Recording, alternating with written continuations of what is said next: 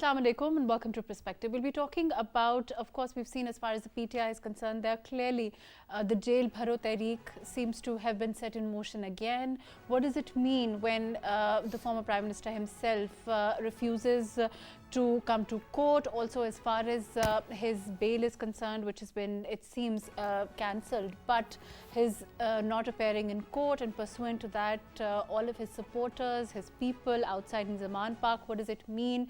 Is it not a negation of the Jail Bharo Tehreek itself? We'll be talking about that. We'll also be talking about the overall PTI and their manifesto is concerned, their change, the slogan for change is concerned, their again a style of agitational politics is concerned, which doesn't seem to be taking a back step, but also on the other hand is the practical reality of it, which we see as far as the former Prime Minister himself is concerned, and his refusal to come to court, to engage in any kind of political process is concerned.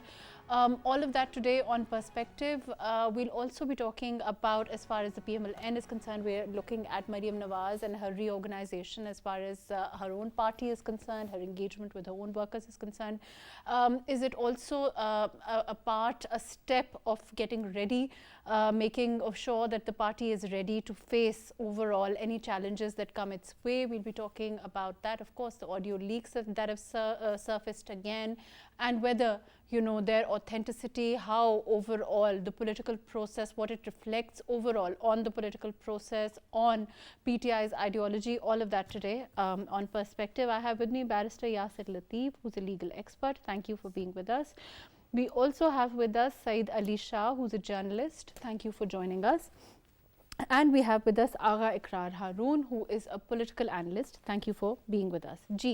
Yasir, like I said, as far as the former Prime Minister himself is concerned, we've seen what he says and what he does. There seems to be, you know, the two don't always go together, and we've seen him say that, you know, the Jail Bharo Tehreek, which we were earlier also talking about, and on the other hand is this refusal to actually, I mean, he hasn't come out and said that, you know, I'm going to take this step and, you know, if you want to arrest me, but instead he's saying that, you know, there is all these workers outside, they have been camped outside for a while now, his own people, you know, overnight also there are people outside Zaman Park. What does this say about the Jail Bharo Tehreek itself, and what do you think it means for the political process and what the PTI itself stands for? Yes, I think one of the things, before we talk about Jail Bharo Tehreek, the very fact that Mr. Imran Khan refused to go to court and wanted a bail, wanted the bail from the court despite not going there. Now that itself is a question, if the bail had been granted, God forbid, because that would have created a terrible precedent, but if that would have happened as Imran Khan wanted, then we would probably have a situation where there would be definitely what he would call Do Pakistan, not Ek Pakistan. Okay. Right? That's what his famous slogan is. So there's that. And then when we talk about his whole Jail Bharo Tehreek, he wants people to go to jail for him, but he's not ready to go to jail himself.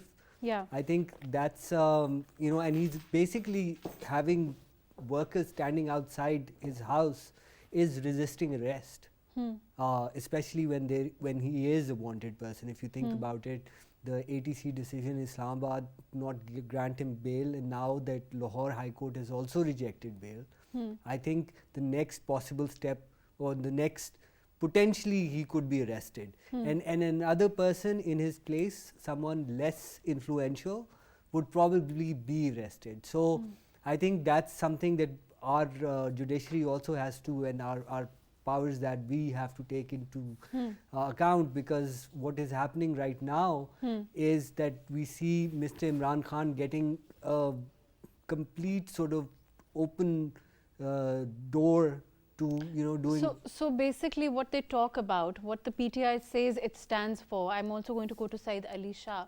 What the PTI says that it stands for, it says that it stands for across the board, you know, fairness, equality, same standard, all of that. We are not seeing that as far as the former Prime Minister himself is concerned. Yasir, that's essentially what you were saying. Ali Shah Saab, do you agree? I mean, as far as the jail Baro Tehreek or the announcement made by the former Prime Minister is concerned, I think he was well aware that he is going to be arrested because the court applied that they rejected his pre-bail arrests. So he was clear that police are going to arrest him.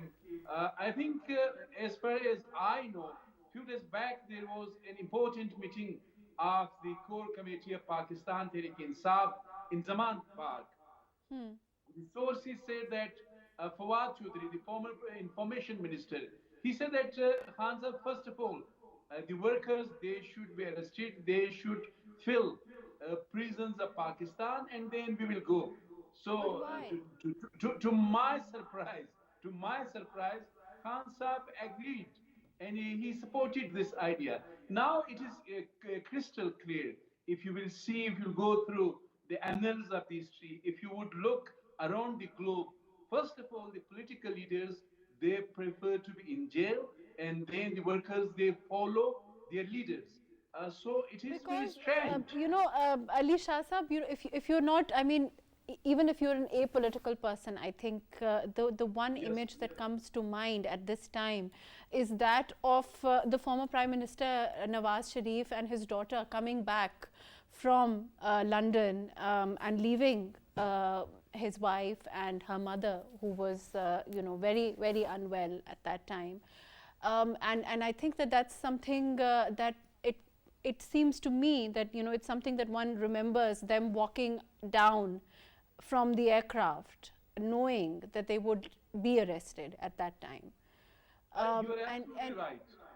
You're absolutely. I still recall that moment, and I still recall that the former Prime Minister Nawaz Sharif, he straight went to the prison, and he faced prison. I mean, he was a political leader. As far as the outgoing Prime Minister is concerned, he has to be, I mean, politically mature to make such decisions. But he Now has you're to know calling your that when he workers. talks about, when there is, the lofty ideals, I don't know if I'm wrong in saying that or not, of the PTI itself, they have to be, there has to be some reality to that also. It can't be, I feel, let me go to Agha Ikrar Haroon Sahab, and I'll come back to you. Okay, let me go to Yasir ji. Yasir, they have to. Do you agree that they have to at some time? They have to be visible at some time. Do you think that that's also now perhaps visible to the voter, that there isn't, that it's not there, that clarity isn't manifesting itself practically? When he talks about those ideals, yes, they may make, according to him, he may talk about them. When he talks about fairness, he talks about across the board equality, all of those things, but they don't seem to apply to him. Is that true? I think I mean, I'm going to be honest and sort of blunt about it. The man is a narcissist, and this is a But characteristic of a narcissist that they would not want for themselves what they want for others. But the kind of lofty ideals of leadership that he talks about, then those would then it would mean that he would walk out himself out to Zaman Park and say that I am going to lead the way for this Jail Bharo Tehreek, and my people will then follow. Arrest me before anybody else. Precisely, I think that's the thing he talks about. It's not just lofty ideals. I mean, if he didn't want to get arrested, he shouldn't have had that protest outside ECP. They shouldn't be challenging the rate of the state.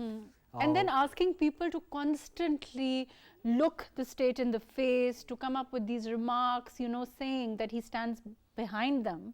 It has to manifest for his own people. It should manifest for himself. But do you think it's going to? But do you think it's going to affect his overall popularity also? Because it is already affecting. Because it's not. I mean, it's not. We can't expect the voters not to understand what's happening. I mean, it's. The PTI base, unfortunately, is absolutely oblivious and is impenetrable to any such logic. I would have to disagree to that. I think that we don't give our voter enough credit. Well, certainly, but I'm talking about the PTI base, and that's Okay. because I'll tell you, I'll give you a very simple example. President Trump said famously that he can get up on Fifth Avenue in New York and shoot a person and his supporters would still support him. That's precisely the case. Mr. Imran Khan, and I've said this before on your show, is Pakistan's Donald Trump, unfortunately.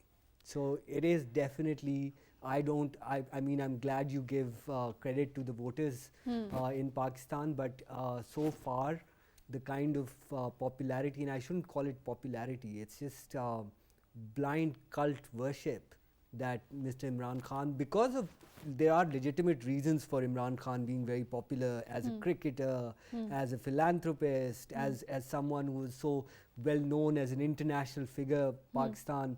But all of that is good. But then when it comes to sort of doing politics, I mean, there's no, so, you know, he doesn't want to get arrested, but he doesn't do constitutional politics. He does politics of agitation. That's constantly been his theme.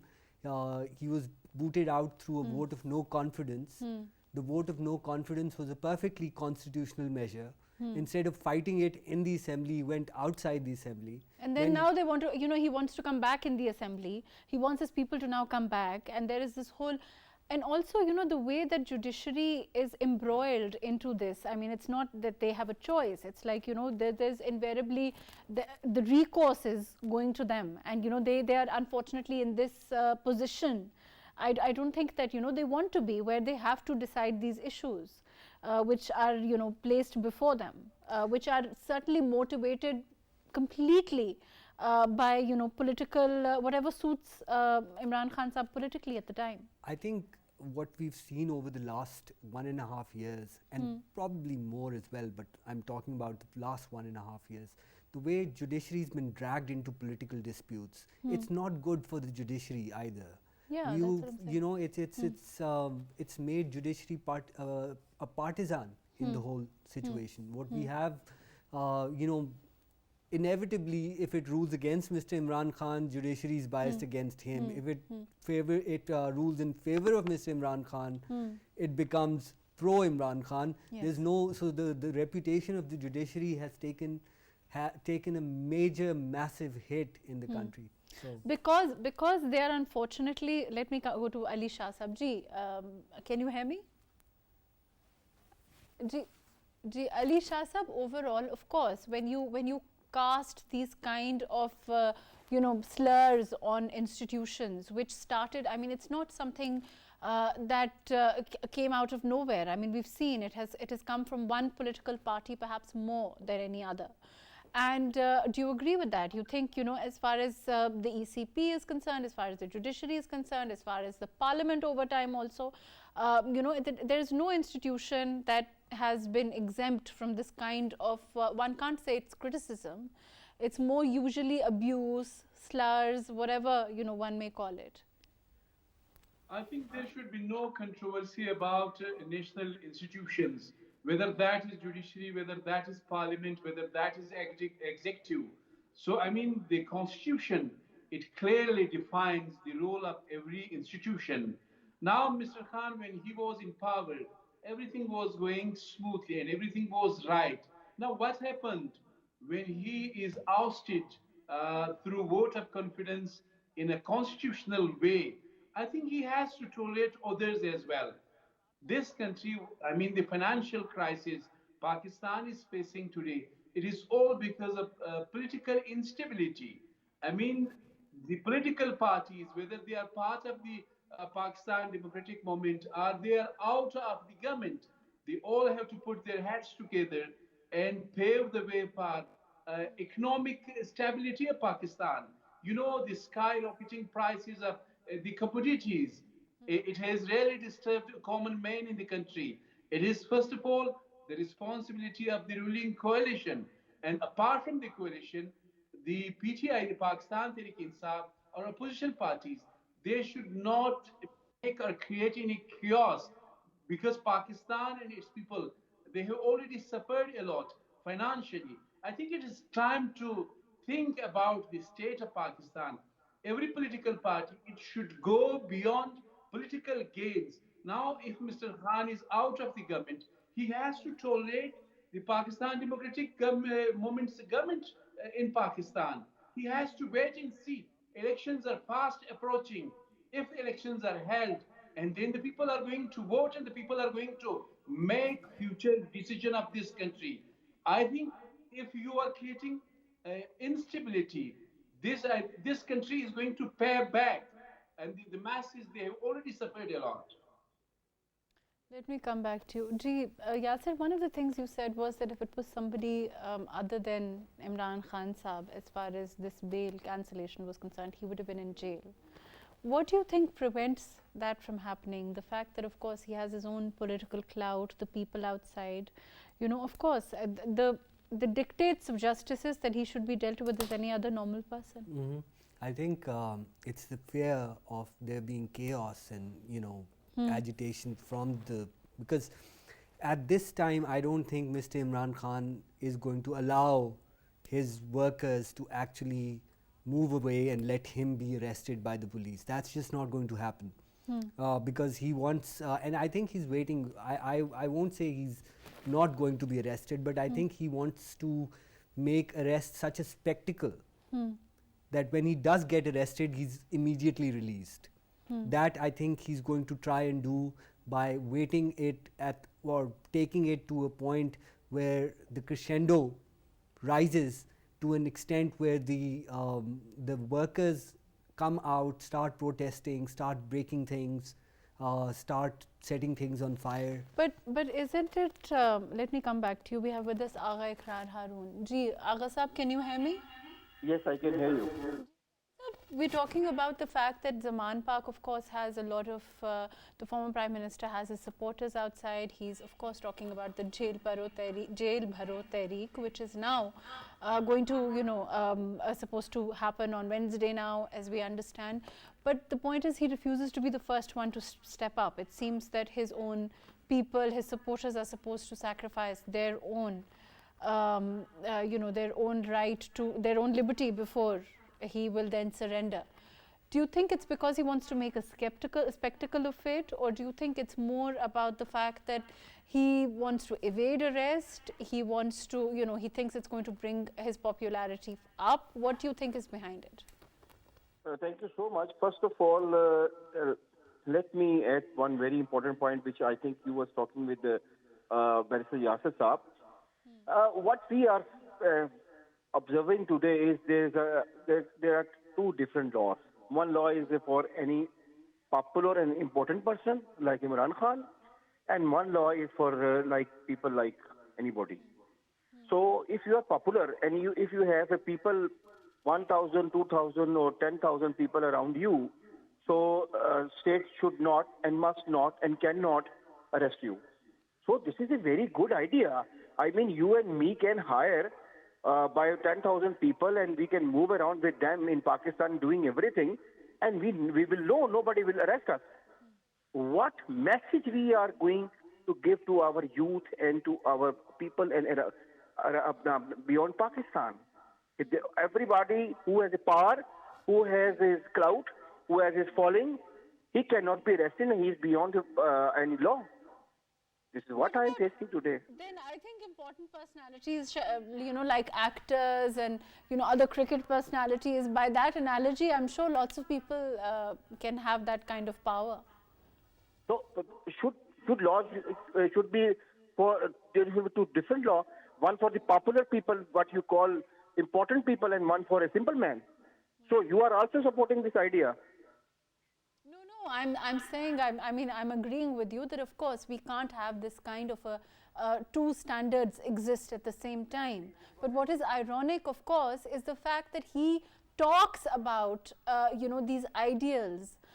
There is, of course, Riyasat-e-Medina also. There is, of course, you know, equality. There is justice. There is the lofty ideals that Imran Khan himself says that he stands for, that his party stands for. They have unfortunately not been able to translate practically, and he himself is you know, is prime example of that not happening with regard to particularly this now his arrest also. That's what I'm saying.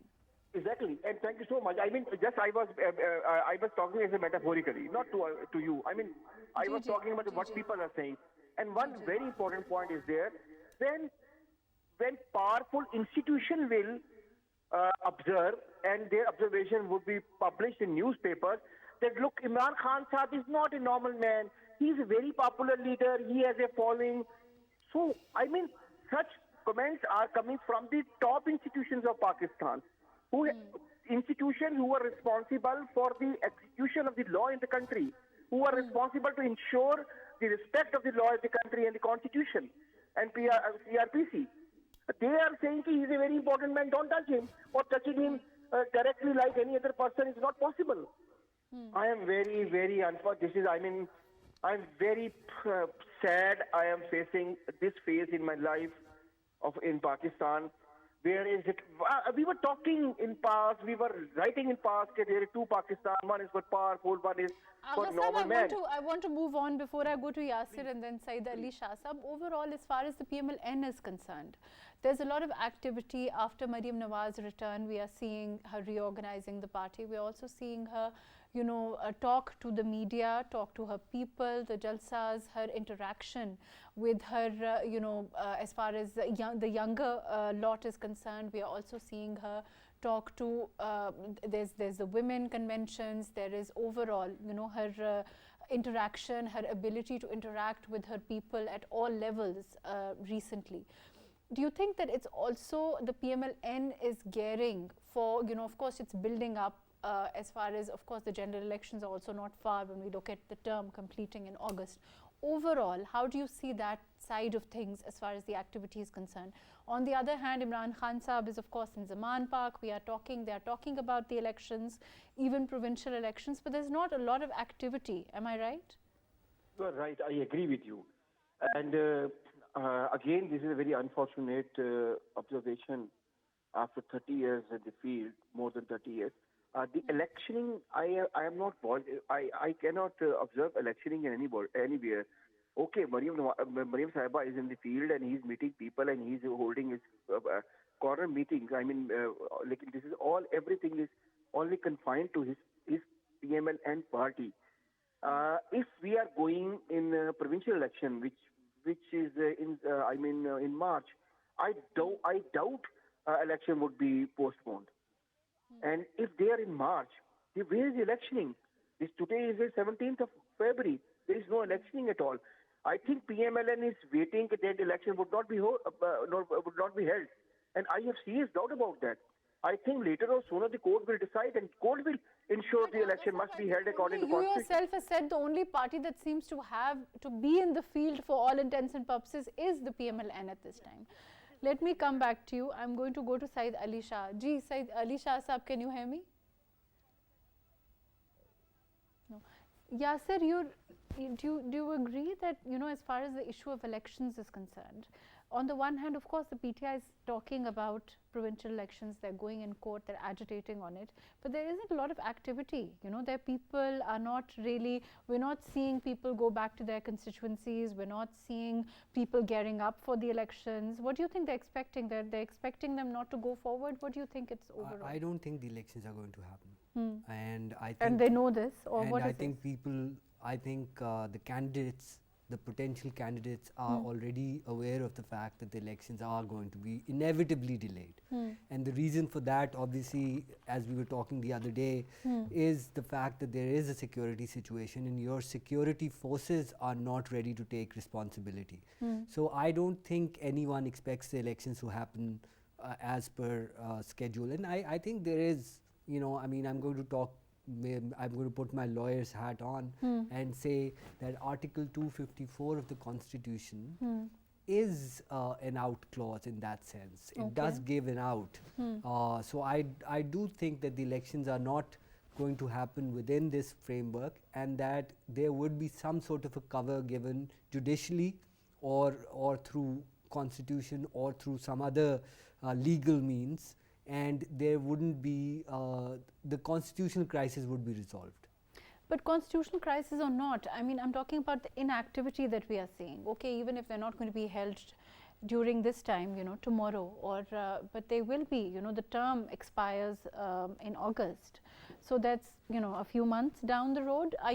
Do you think that the PTI as a party is geared up, ready for that kind of and for those across the board elections, whether it's general elections, KP, Punjab, all through the country, I'm saying. I think PTI is in agitation mode, Okay. and so it is geared up to that extent to agitate, and with agitation comes obviously once the elections get closer and there is a date, I think PTI will get into sort of jalsas and sort of having public rallies and stuff. So I wouldn't count out, I wouldn't sort of put the, I wouldn't say that PTI is not ready for it, but I don't think the elections are going to happen, and I think they've realized it as well. I think this is, they're playing the game in terms of, you know, agitational politics. And that sort Agha of Saab, do you agree? You think it's about agitational politics, not really elections? They're not ready for it. They're not geared up for it. Getting his own people together, getting them to, you know, have targeted campaigns in their constituencies. Do you think that PTI is geared for that at all, or it's just talk? I agree with it. But let me add one thing about this Article 254. I mean, Barrister Saab is here. He's the best person to comment. But what is my understanding, let me include in that. Article 254 very clearly says when any act or thing is required by the Constitution to be done within a particular period, and it is not done within that period, the doing or the act of thing shall not be invalid or otherwise ineffective by the reason only that it was not done within the period. But this article does not provide a chance to delay something, particularly elections. This is, I give you an example for that.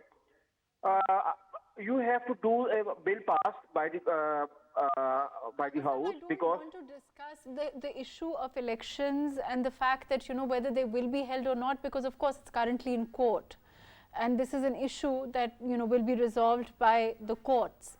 But as a political party, I'm saying that in terms of being in the field, we don't see a lot of that. Of course, we are seeing agitational politics, which is the usual as far as the PTI is concerned. Of course, we are seeing them cast aspirations on institutions, come out and talk about it, talk about not getting arrested. All of those things are happening, but there is very little politics happening within, you know, constituencies or within, you know, people getting up for provincial elections. If you were to, you know, go by what they're saying, very little time is left. I agree with you 100%. This is what I told you previously. And I have my reservation. I think later or sooner, the court will, announce elections. Then this party would be in elect, and PTI will have an edge on them because the politics of PTI is going on. This is what you call this is a politics of something different, but it is a politics. I mean, their worker is charged. Whether there is worker is charged to save Imran Khan from arrest or worker is charged for the new election, their worker is charged. Other workers are not charged. This is basically my observation. No other party is charged. Everybody is thinking that election would be postponed. If they are not postponed, what would be the position? Then, of course, the PTI will be in edge. See Mariam in the field, you know, she came out and she, Mariam Nawaz, when she came from London, she has gone to Bahawalpur, she's gone to Multan, she's gone to Abbottabad, she's gone, you know, it's not that there is, and in Lahore you're seeing workers' conventions, you're seeing her reorganize the party. There is a lot of activity as far as the PMLN is concerned. Yasir, isn't that true? well, there is, I think... as far, you know, as far as, of course, getting the party together is concerned, and as far as the government is concerned, of course, they're going with the IMF as far as, you know, whatever conditionalities have been imposed, we are seeing them go through with those deals, you know, wherever it started from as far as the last government is concerned. The problems of economy certainly are persisting, and that's one of the other reasons why elections you know, seem to be a problem because so resource is a problem for the Election Commission also. Yes, because I don't think Pakistan has, what happens if, see, I have been talking to people and they believe, these are sort of economists, and they believe that Pakistan is already defaulted. Okay. Now, let's hope that that's not true. Right. But regardless, Pakistan has been at a very precarious but position. it's certainly going through a difficult time. Exactly. One hopes that it's not. So I don't think the elections are what, I mean, again, constitutionally, yes, a democratic government is needed, and this is a democratic government, but what I mean with a fresh mandate. However, the fact of the matter is there's certain things that just can't be done, and elections at this time are out of question. And I feel that they're going to be delayed even beyond October. But in terms of the narrative of PTI is concerned, we've had this conversation before, but even as far as the US conspiracy is concerned, we are, seeing a change there also. We've had the former Prime Minister now say that the US had nothing to do with his ouster or the vote of no confidence that was constitutionally and legally, there was nothing valid, So that there is this change in narrative, then, of course, the audios that keep on surfacing. I know you think that, the voter, you're not, but don't you think you're giving the not giving the voter enough credit here? I can't, again, I'm sorry, but I can't give the PTI base any credit, voter, because sadly, I think. But things are unraveling in a manner. I mean, if you look at Imran Khan Sahab and his challenges legally speaking, certainly he's saying he's not well and, to attend court and to be there. But as far as his cases are concerned, there is the Tosha Khana case. There's also the foreign funding case. Those, those of course will proceed at their own pace.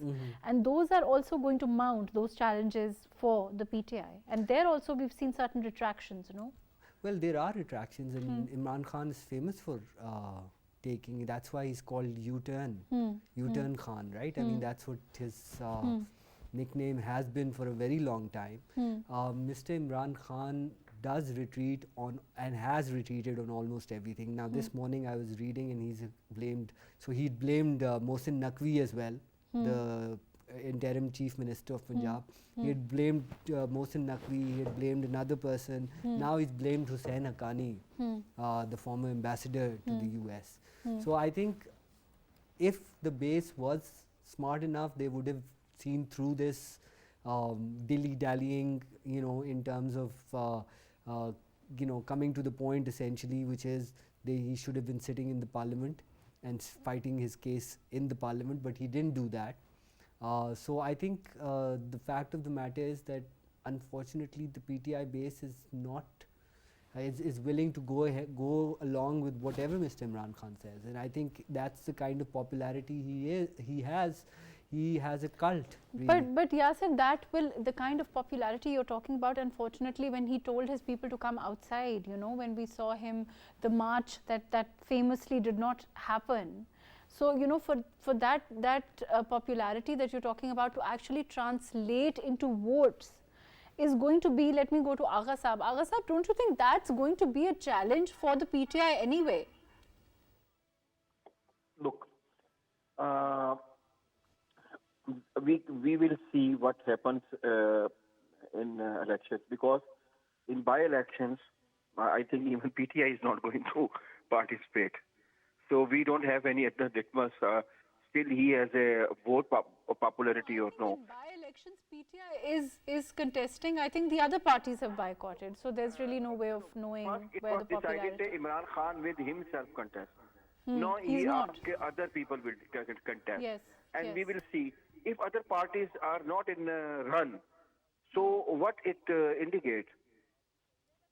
I mean, then PTI will be a winner. If PTI will be winner, so PTI will have a.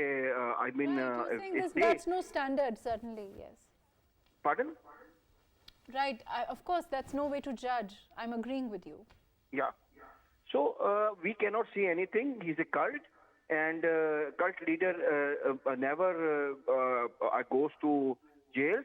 They are beyond any law. They are bigger than and larger than any society and nation and country. So this is what he thinks, and this is what he plays. And he's not ready to go to jail. Also, he's asking other people to go and fill the jails.